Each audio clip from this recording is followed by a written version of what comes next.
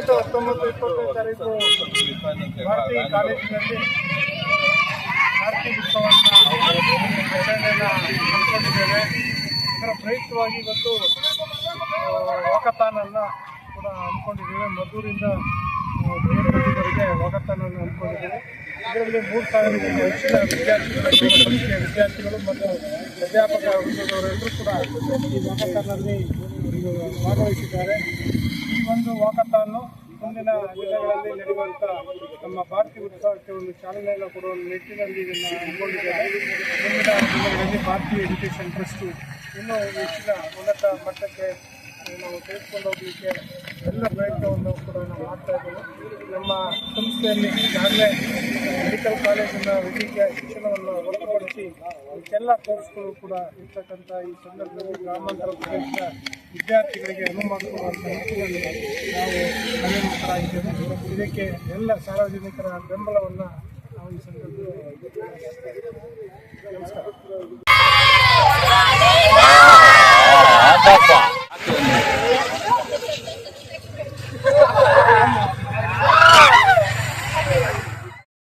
ಮದ್ದೂರಿನಲ್ಲಿ ಈ ದಿನ ಬೆಳಿಗ್ಗೆಯೇ ವಿದ್ಯಾರ್ಥಿಗಳ ಕಲರವ, ಮದ್ದೂರು ಕ್ರೀಡಾಂಗಣದ ತುಂಬೆಲ್ಲ ಶ್ವೇತ ವಸ್ತ್ರಧಾರಿಗಳ ದಂಡು ಕಂಡುಬಂತು.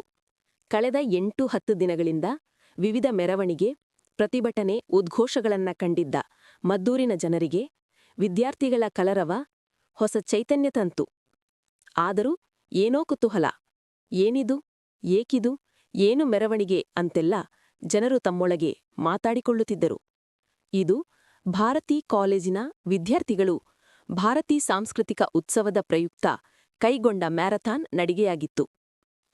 ಒಟ್ಟು 3,000 ವಿದ್ಯಾರ್ಥಿಗಳು 1 ಕಿಮಿಗೂ ಹೆಚ್ಚು ಉದ್ದಕ್ಕೂ ಶ್ವೇತ ಬಣ್ಣದ ಟೀ ಶರ್ಟ್ ತೊಟ್ಟು ಬಣ್ಣ ಬಣ್ಣದ ಕನಸು ಹೊತ್ತು ಹರ್ಷೋದ್ಗಾರಗಳ ನಡುವೆ ಮದ್ದೂರುಪೇಟೆ ವೀದಿ, ಮಳವಳ್ಳಿ ಮಾರ್ಗದ ಮುಖ್ಯ ರಸ್ತೆಯಲ್ಲಿ ಶಿಸ್ತುಬದ್ಧವಾಗಿ ಸಾಗುತ್ತಾ ನಮ್ಮ ನಡಿಗೆ ಭಾರತೀ ಉತ್ಸವದ ಕಡೆಗೆ ಎಂಬ ಸ್ಲೋಗನ್ ಕೂಗುತ್ತಾ ಹೆಜ್ಜೆ ಹಾಕುತ್ತಿದ್ದರು.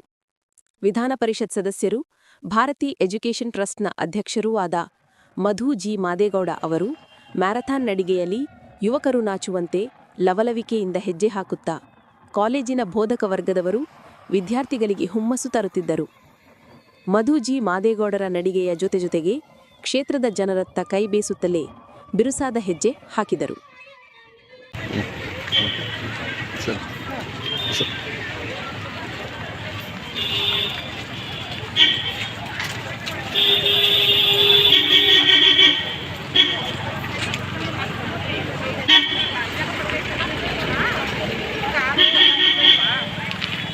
ಒಟ್ಟು 31 ಜನ.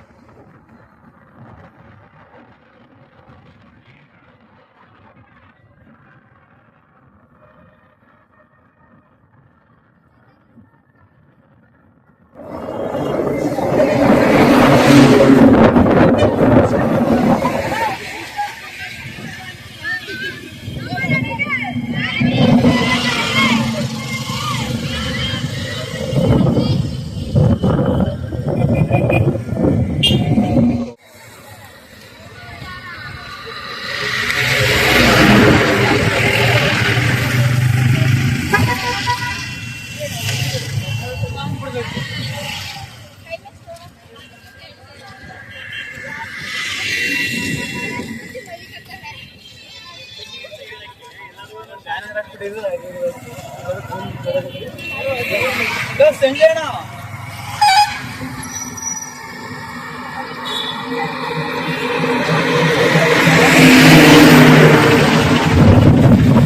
ಸಪ್ಪು ಹೋಯ್ತಿಲ್ಲ ಹಾಯ್ ಮಾಡ್ರು. ಹಂಗಲ್ವಾ, ಜೋಶ್ ಬೇಡವಾ? ಬಿಡವ್ರೆ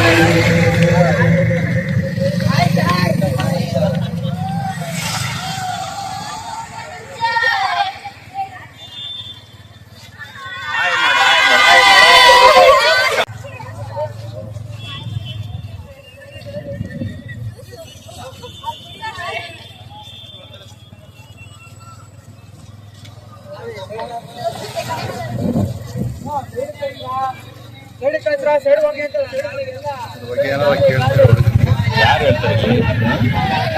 ಮೈಕ್ ಇಪ್ಪತ್ತೆಲ್ಲ ಶುರು ಮಾಡ್ಬೇಕಲ್ಲ. ಟೀಚರ್ಸ್ ಯಾರಾದ್ರೆ ಕೇಳ್ಬೋದು. ಇಲ್ಲವರೇ ಕೂತ್ ಮಾತಾಡ್ಸೋಣ. ಇಲ್ಲಿ ಸ್ಟೂಡೆಂಟ್ಸ್ ಅವರೇ.